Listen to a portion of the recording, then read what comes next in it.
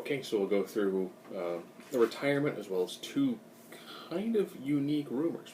The first one, of course, this week is the week that Layla decided she was going to retire. We haven't seen her a lot. She had an injury which took her out for the majority of last year. At the time, I want to say she is 38. Makes her actually the oldest diva. Oldest current diva by quite a few years. Ironically, it's going for 9 years. If you watched earlier Curse about Extreme Expose, yes, that was the group of 3 women that tried to help get The Miz over.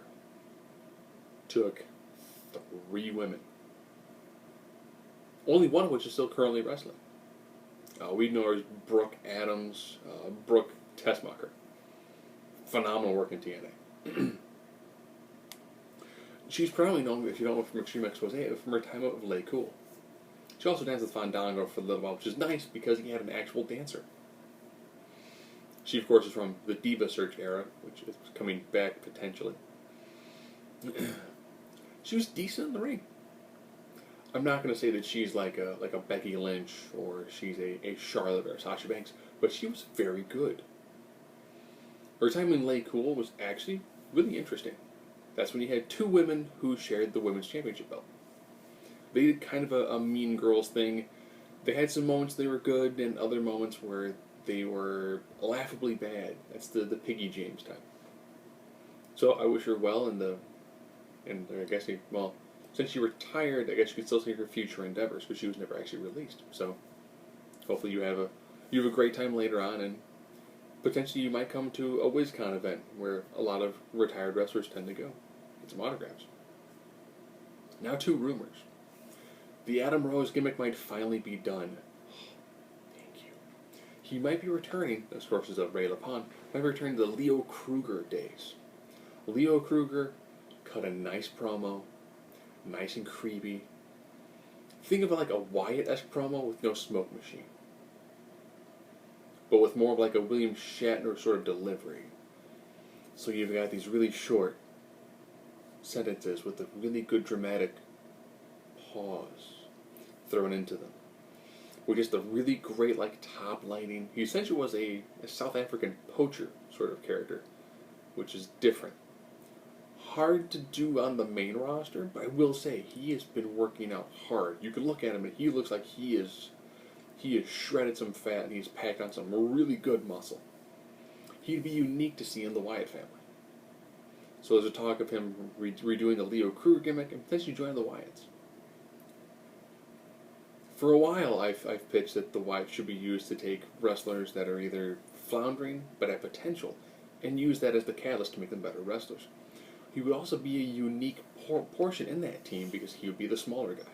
He'd be your smaller, speedy guy who has got probably one of the best spine busters this side of Arn Anderson and Triple H, and Rhino's high angle. So that gets to be really interesting. And now another unique rumor.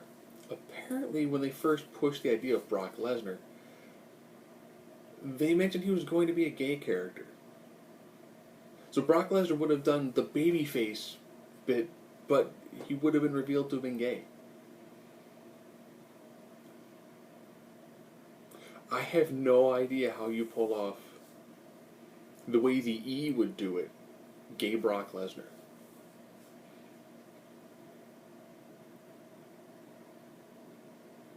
Would it just be he's the same character and it's like, oh hey, by the way, he's into dudes? Or would they have gone you know what? Taking the Billy and Chuck route. We'll have it be weird and kind of ambiguously gay, but then they wrote out the piece that I read, they're like, well, he would have been gay, but he would not have acted gay. So he would have been gay in name only. And it's like, the E is not good with subtlety at all. And then immediately being Darren Young is gay, but his wrestling persona is not gay. Well, it could be. He's just not over-the-top flamboyantly gay. He's not Billy Chuck. He's not Rico. He's not anybody with the word gorgeous in their name. And I was like, man, that would have been different. Because he always had Paul Heyman around him a lot, so would Paul Heyman been his lover?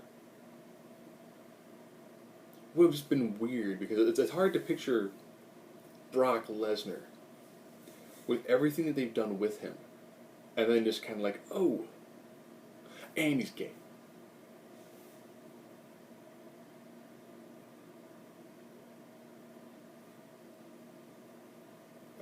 How would I mean, he knows nothing of subtlety. They're not good at that at all. Would he come out like in face paint? A while back, I read an article about there's no LBGT characters, and I was like, well, you kind of need somebody who actually is LBGT to actually correctly portray someone of that. So like people go, well, Darren Young's not gay on TV. How do you know he's not? He's made jokes about him coming out. They just haven't done like a giant storyline about it. And it's like, would that have been the Brock Lesnar route? Would it have been this, that, and the other thing? And oh, hey, like showing the back, like kissing a dude, and then like not mention it ever again. It is read like a really bizarre sort of thing to do. This sort of has been coming off the time of like, Katie Vick and things of that nature. Then to try to do a really straight-laced, just, I'm Brock Lesnar, I'm here to whoop the living crap out of you, I am going to own you. And then be like, oh, and he's gay.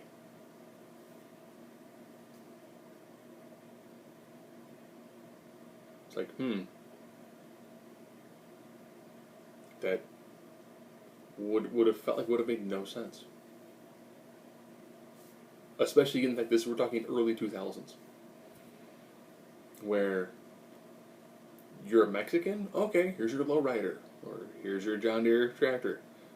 Oh, you're black. Here's your rap music. Oh, Brock Lesnar, you're going to be gay. Oh, okay. How do we? So it's just me, just trying to tag that on at the end. Now we used to joke that Batista, with the way he normally do his pin off of a powerbomb, and the fact that he had the belly button tap, he totally could have pulled off a gay character, because he already looked like he could have been the rough dude, and with that weird prison style pin, would have worked beautifully.